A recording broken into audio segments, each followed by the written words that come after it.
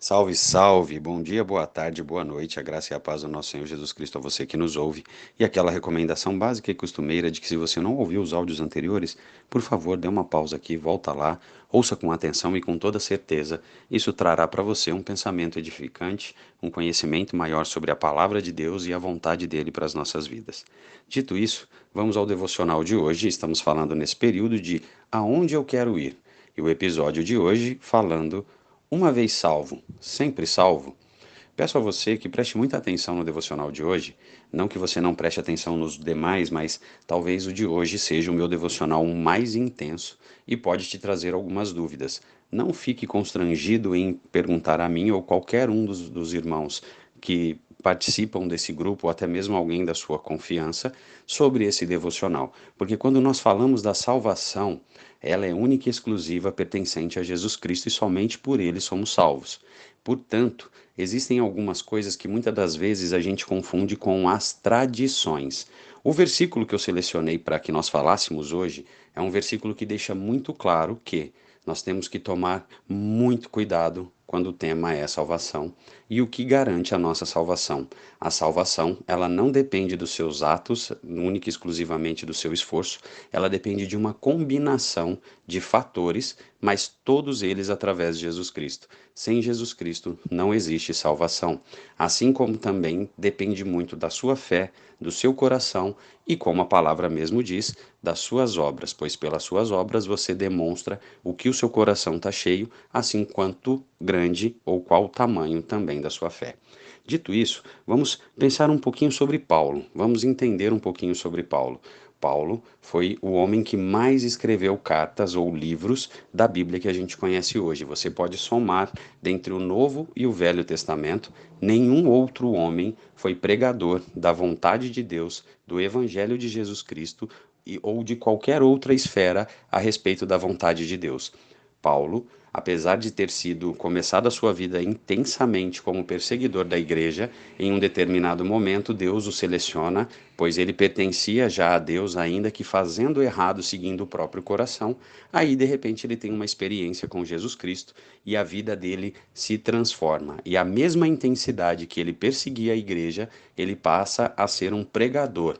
E se você estudar a vida paulina, Paulo teve uma vida muito apertada, muito dificultosa, de muitas provações, de espinho na carne, mas ainda assim, alguns estudiosos acrescentam a Paulo 14 livros escritos na Bíblia. O que se aproxima de Paulo, o que mais se aproxima é Moisés, com 5 livros. Então, Paulo certamente foi um dos homens que mais utilizados por Deus para falar, para chegar até mim, para chegar até a você, e isso é muito maior do que o nosso entendimento é capaz. Mas, ao mesmo tempo, nós podemos trocar informações e cada vez mais nos aproximar do quão perfeita e agradável é a vontade de Deus para as nossas vidas. Pois bem, Paulo escreveu 13 livros atribuídos a ele e tem mais um livro que, pelo jeito, pela forma de escrever e pelos termos utilizados, se atribui a Paulo, que é o livro de Hebreus. Pois bem, Paulo, em 1 Coríntios, capítulo 9, versículo 27, diz o seguinte: Mas esmurro o meu corpo e faço dele meu escravo, para que depois de ter pregado aos outros, eu mesmo não venha a ser reprovado. Consegue entender que esse homem, que foi o instrumento de Deus, não existe nenhum outro homem com mais registros da pregação do Evangelho, que tenha escrito mais. Enfim, todos os apóstolos sofreram muitas perseguições, muitas mesmo. E de várias formas, Paulo, inclusive, era questionado se ele era realmente um apóstolo por não ter andado diretamente com Cristo. Porém, em 1 Coríntios, capítulo 15, versículo 10, perdão, ao contrário, 1 Coríntios 10, 15, ele deixa bem claro que não é porque ele é apóstolo, e sim a graça de Deus que mora nele, que faz dele apóstolo. E ele trabalhou mais que todos os outros apóstolos. Então, nós estamos falando de um homem que realmente entregou e dedicou a sua vida a Deus, dizendo que ele tem que tomar cuidado e ele subjuga o corpo dele para que o corpo dele seja escravo da vontade da sua própria mente. Ou seja, não era do seu ego, e sim de suas escolhas. Então, se um homem como Paulo tinha medo de ser reprovado, porque também era um conhecedor, por ser um homem muito conhecedor da palavra, ele se recordava de situações como a de Moisés, que por estar irado com o povo, ele irou, acabou pecando contra Deus, porque ele bateu na pedra, e isso é uma outra história. Se você tiver uma dúvida, alguma coisa a respeito, pode me perguntar.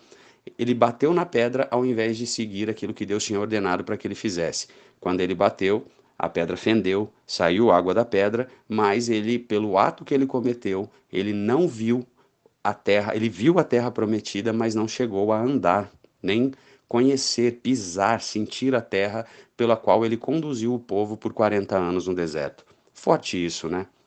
É muito comum você encontrar, tem algumas placas de igreja que diz, principalmente os assembleanos, que eles dizem que eles são os 144 mil descritos na Bíblia que serão salvos. É comum dentro de várias igrejas, de várias denominações, inclusive eu já ouvi até de alguns irmãos dentro da própria igreja de Cristo. Eu tenho certeza da salvação. Perceba que nem Paulo tinha isso.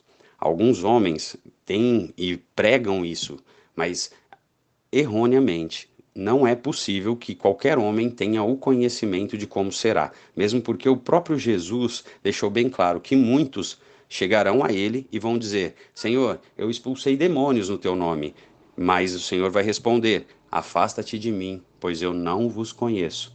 Perceba, uma coisa é ser membro da família de Deus, outra coisa é ser instrumento de Deus. É muito diferente. Você pode ser os dois, inclusive, ser um instrumento afiado do Senhor e ser membro da família de Deus através de Jesus Cristo.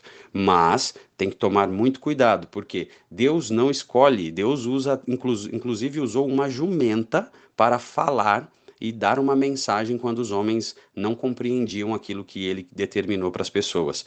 Então, uma jumenta falou. Imagina o que Deus pode fazer com a vida de um ser humano. Então, compreenda com muita atenção. Não acredite nisso, de que existe uma certeza de salvação.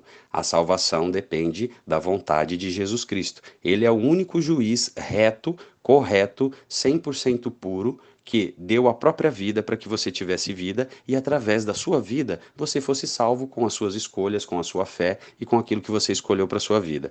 Muito cuidado com isso. Não existe certeza da salvação, existe todo o evangelho em si vem se cumprindo, nós aguardamos o retorno de Jesus Cristo e no retorno de Jesus Cristo é que nós teremos certeza.